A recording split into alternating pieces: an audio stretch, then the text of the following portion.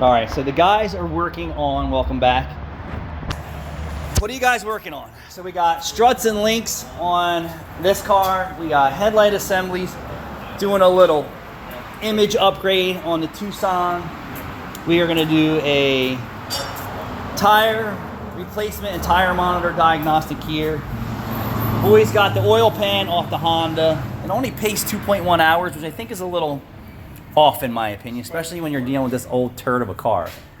So what they wound up doing is lowering the subframe down and I'm bolting the motor mounts and then using a bottle jack. You know, we want to practice safety here, right? Yeah. Do you feel safe? Yeah, I feel fine. Of course, me too. So we put the bottle jack in here, jacked this up, and the oil pan basically fell right out. And we're going to exceed a little bit on the book time, but it is what it is sometimes. The guys made a little bit of a mess.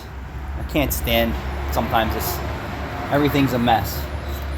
So now what he's doing, he's going to razor blade off the Honda Bond, which is the gray silicone. It works very well.